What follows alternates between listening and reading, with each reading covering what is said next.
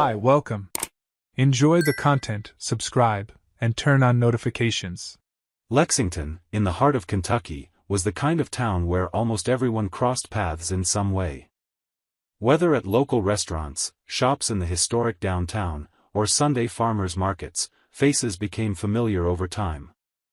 It was in this setting that Miles Thompson and Jenna seemed to live one of those marriages everyone admired.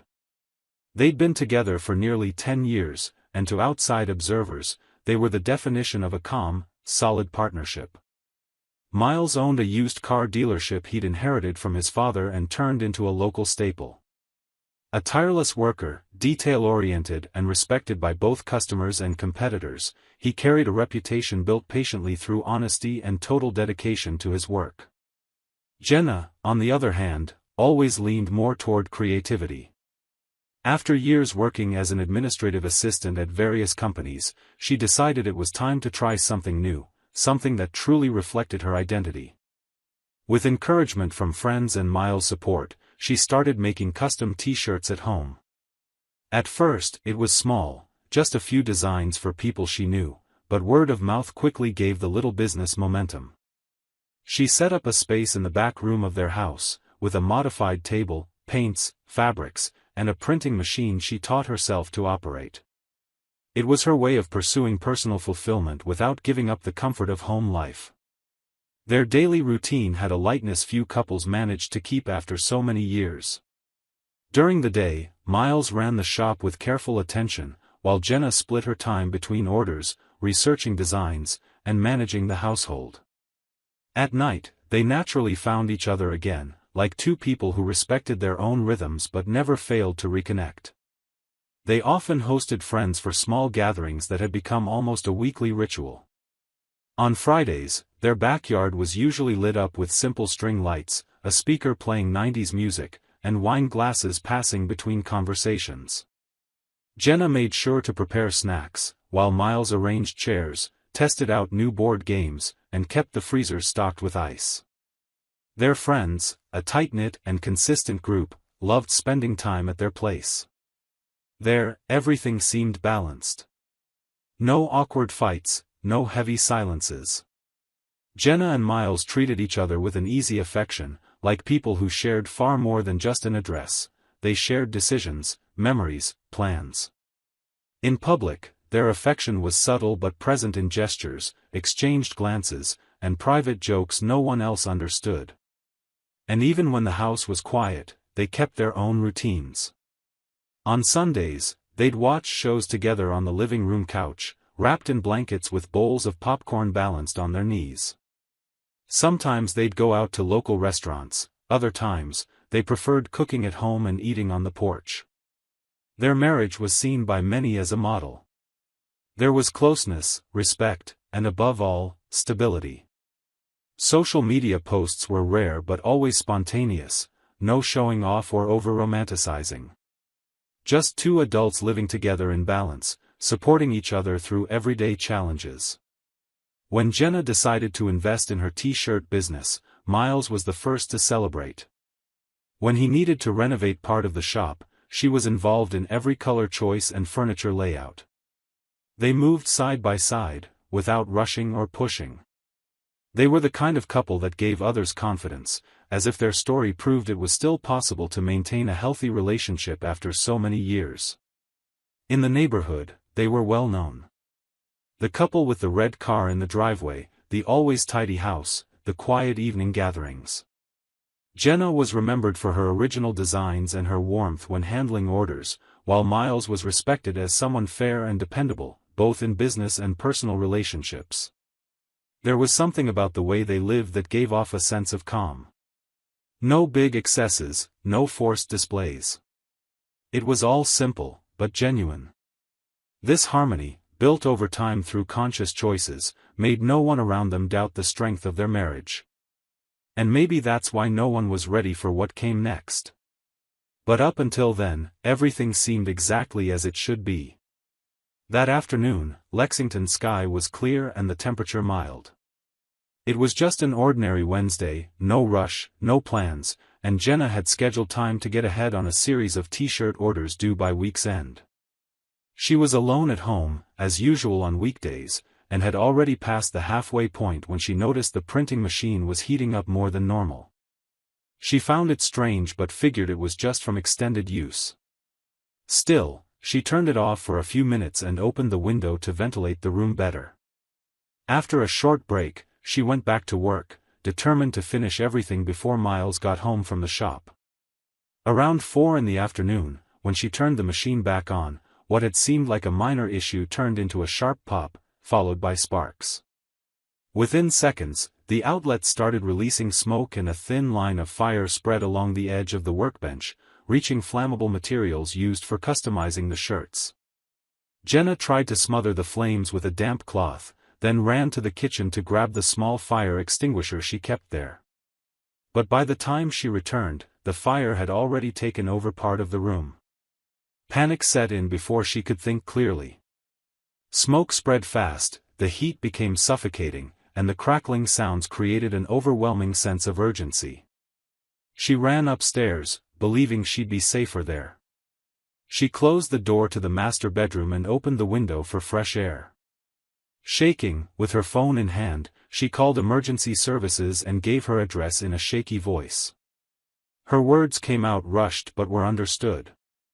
The operator assured her a team was on the way and told her to stay near the window, away from the smoke. Jenna tried to stay on her feet, but the pressure in her chest and the feeling of helplessness made everything spin. Looking down, she saw neighbors gathering in the street, pointing at the house filled with black smoke, and someone shouting for her to stay calm. A few minutes later, the first sirens cut through the air. The fire truck stopped in front of the house, and activity began immediately. From above, Jenna could see the firefighters preparing, organizing their gear, but the heat from downstairs was already making it hard to stand. That's when she noticed one of them stand out. Tall, with precise movements, gesturing with authority, he pointed to the ladder and started climbing with surprising speed. When their eyes met for the first time, there was a strange, hard-to-explain jolt. There was smoke, chaos, and panic all around, but that look, hers to his to hers, created an immediate connection. The firefighter climbed quickly and, once he reached the window, reached out his arm.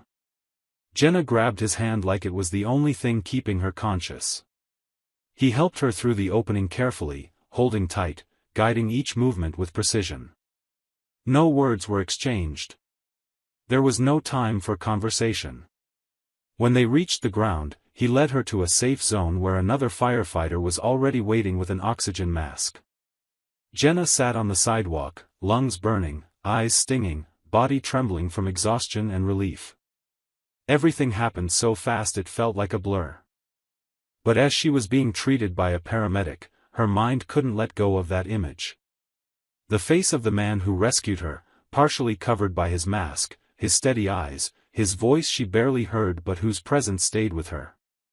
It was as if, in the middle of the shock, something inside her had been touched in a different way. It wasn't just gratitude. It was something else, more subtle yet more intense. Like that moment had opened a crack in some forgotten part of herself. Neighbors talked among themselves, praising the firefighters' quick response and the team's efficiency. Miles was called and left the shop immediately, arriving just minutes later, frantic. He found Jenna sitting, calmer now, wrapped in a blanket and surrounded by responders. He hugged her tightly, asked if she was okay, and she responded with a vague nod, still shaken. The firefighters began securing the area, and the house, especially the ground floor, was visibly damaged. Jenna didn't say much. She just stared ahead, like someone still trapped in a moment no one else had noticed. That night, even with her body exhausted and her eyes heavy from crying, Jenna barely slept. Their house had been condemned, and she and Miles were temporarily staying with a cousin while they waited for the homeowner's insurance process. The memory of the fire came in flashes, but what disturbed her most was the image of the man who'd reached his hand through the window. His face, his posture, the way he'd held her. She didn't know his name, nor did she understand this feeling that had emerged in the middle of the chaos. But she knew something inside her had changed. And no matter how hard she tried to ignore it, the question kept echoing silently in her mind: why did that moment stick so deeply? There was no answer yet. But the first sign that her life would never be the same had just appeared. The fire had left deep marks, both on the house and on Jenna's thoughts. While Miles handled insurance paperwork and met with real estate agents to find a new home, she found herself increasingly disconnected from the world around her. They were staying with a cousin, improvising routines while trying to rebuild their lives. But no matter how hard she tried to refocus on work and daily tasks, Jenna couldn't push the image of the firefighter who'd rescued her out of her mind.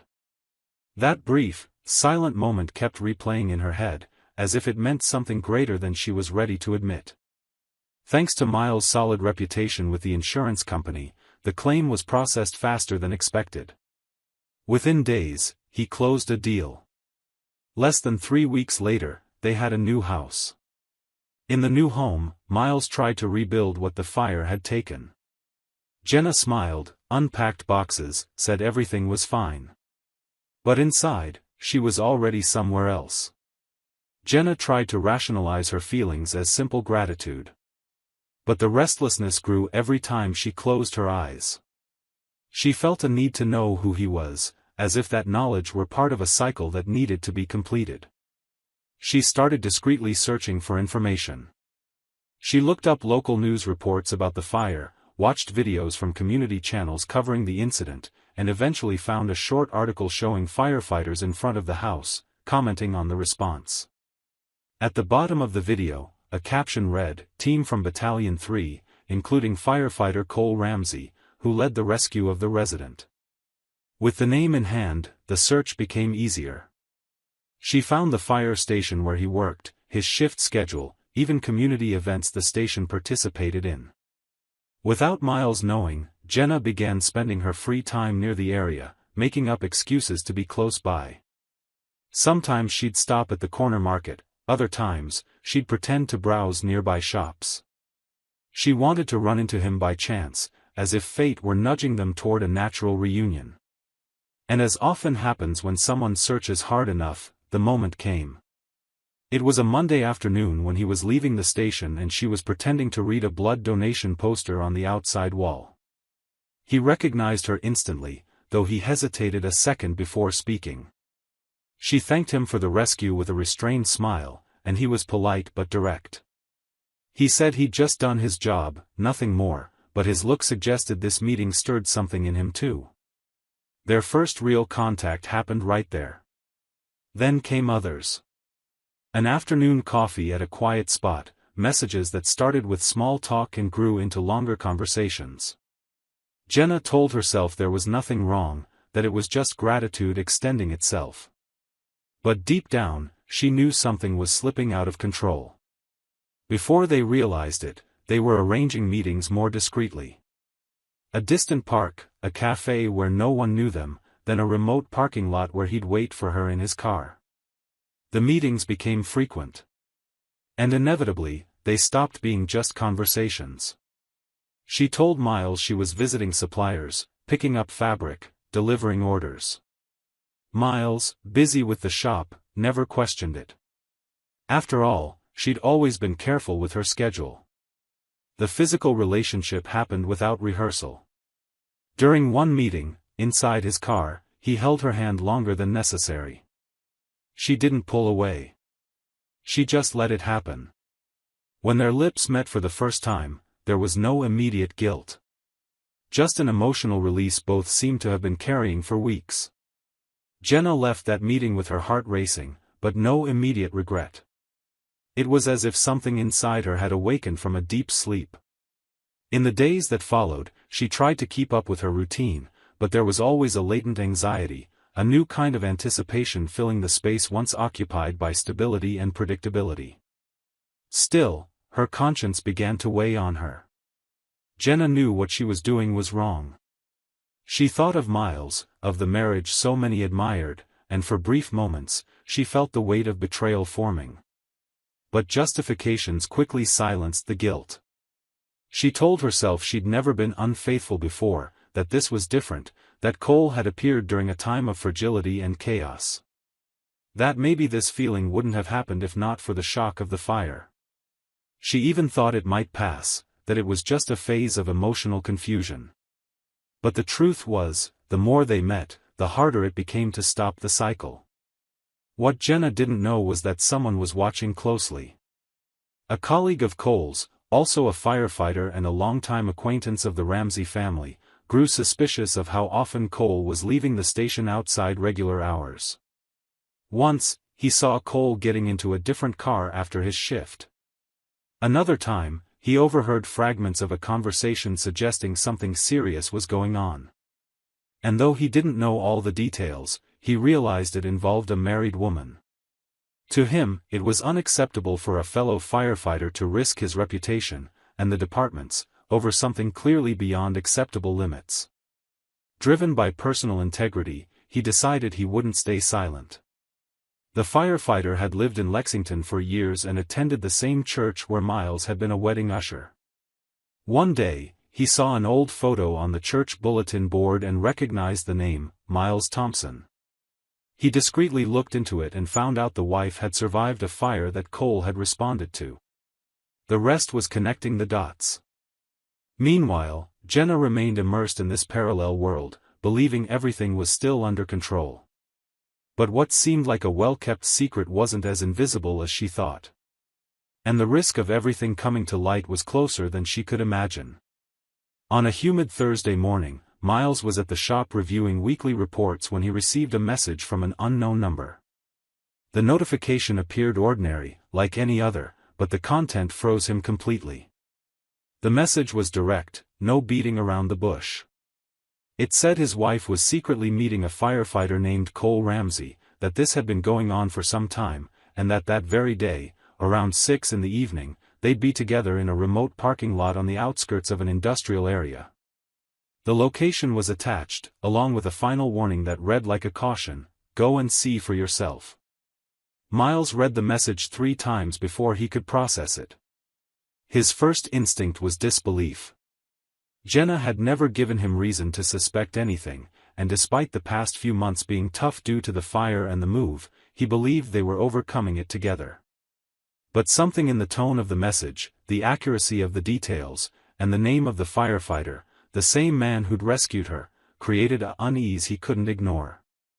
He spent the day distracted, thoughts racing, and when the clock hit 5:30, he closed the shop without telling anyone and drove in silence to the location. The parking lot was behind an old, inactive warehouse, surrounded by trees and with little activity. Miles parked a safe distance away and waited. A few minutes later, he saw a gray car approach. It was Jenna's car. She got out, quickly scanned the area, and stepped into the car already parked there. Miles recognized Cole immediately. His blood boiled. His chest tightened and his fingers trembled on the steering wheel. He took a deep breath, but seeing his wife enter another man's car made any attempt at rationality impossible. He got out and walked toward them. When he got close, Jenna realized too late. She opened the passenger door in a panic and stepped out, her face in shock. Cole also got out, confused, trying to understand what was about to happen. Miles didn't yell. His voice was firm, low, but carried a weight far more devastating than any outburst. "Do you have any idea what you've just done, Jenna?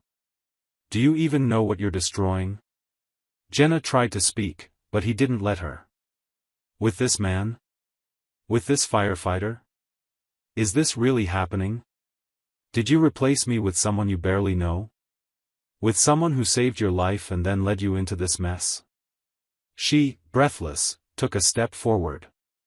"Miles, I didn't plan this, I swear. I was vulnerable, the fire messed with me, Miles raised his hand, as if asking for silence. "It's not about the fire. It's about respect. About everything we built. I was by your side through every decision, every hardship. And this is how you repay me? Making me look like a fool while lying straight to my face?" Cole tried to step in, his voice hesitant. "I didn't mean to cause problems. It happened, but not with bad intentions. Miles turned to him, his gaze sharp. You knew she was married. You knew. And you kept going anyway. What kind of professional does that? You're supposed to stand for safety, responsibility. Instead, you acted like a kid. This won't just end here. I'm filing a complaint against you. And you, Jenna, this is over. Completely over. There's no coming back. She started crying, trying to move closer, but Miles stepped back. His eyes were wet, but his posture was firm. He'd made his decision right there, in the middle of that silent parking lot, among the emotional wreckage that remained. Without giving time for further explanations, he turned and walked back to his car. The pain burned inside, but there was no room left for hesitation. Everything he believed he had with Jenna had been destroyed. And now, all that was left was dealing with the consequences. The consequences didn't take long to arrive. The day after the confrontation, Miles went to the fire department's internal affairs office and filed a formal complaint against Cole Ramsey, detailing the firefighter's involvement with his then-wife, despite knowing she was married. The complaint was taken seriously, especially because Cole had directly responded to the recent incident involving Jenna, which made the ethical breach even worse. The department immediately opened an internal investigation. Within weeks, after a preliminary review and internal statements, Cole was officially suspended for misconduct and violation of the Code of Ethics. Though the suspension was initially temporary, it remained indefinite with no clear path to return, effectively ending his role. The image of the dedicated professional unraveled, leaving behind a void hard to repair. Jenna, meanwhile, didn't even have time to try to fix things. On the same day of the confrontation, Miles asked her to leave the house. His tone wasn't aggressive, but firm and final. He said there was no room left for rebuilding and that any attempt to explain or soften things would only make it worse. Jenna packed a few clothes, documents, and the lighter equipment from the small studio she'd set up with the remaining insurance money, and moved in with her older sister, who lived in a more distant neighborhood. There, she stayed in the guest room and tried to reorganize her routine, now surrounded by constant silence and a growing emptiness that seemed to expand with every attempt to move forward. She went back to making t-shirts, adapting to the new space, but nothing felt the same. Orders still came in from loyal customers unaware of her story, but the enthusiasm was gone. Ideas stalled mid-process, designs lost their color, and even the simple act of using the machine brought discomfort.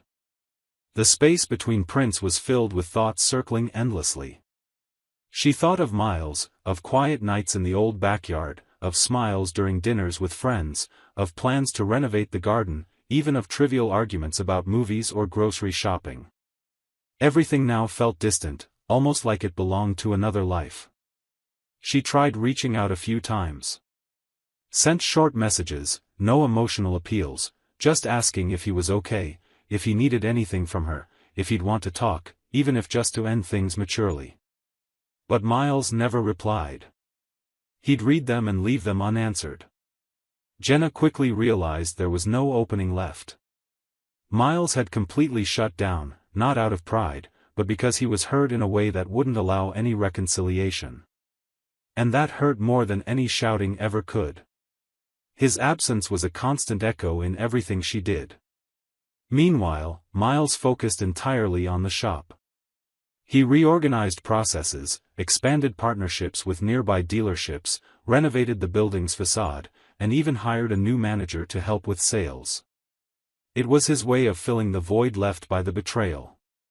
When friends found out what had happened, they didn't hesitate to take his side. Many had known the couple since the beginning, sharing dinners, trips, and confidences. Now, learning about Jenna's infidelity, they felt deceived too. Messages stopped, invitations disappeared, and even those closest to her made it clear they couldn't remain friends with someone who had broken something so solid on impulse. Jenna noticed this distance gradually. Vague replies in group chats, long silences, invitations that never came. That support network that once made her feel safe was gone. Not out of malice, but consequence. And that consequence tormented her the most. There was no villainy, no public punishment. Just the silent withdrawal of people who once filled her life. Her sister tried to comfort her, saying things would get better with time, but Jenna knew it wasn't that simple. Some losses are final, and this one seemed to be one of them. Alone, surrounded by boxes of paint and fabric scattered on a makeshift bed, she began to understand, with pain and clarity, the weight of the choices she'd made. She wasn't the admired wife anymore, the host of happy evenings, the woman who radiated calm and balance. She was now someone trying to rebuild on the wreckage of a mistake she'd caused herself. And maybe that was the greatest punishment of all, knowing no one pushed her into that abyss, that everything she'd lost came from a decision that, however confusing it seemed at the time, was made by her own will. There was no going back. Just silence. And the long journey back to herself. Thank you for watching the video. If you enjoyed it, don't forget to subscribe to the channel and turn on notifications so you won't miss any updates. See you next time.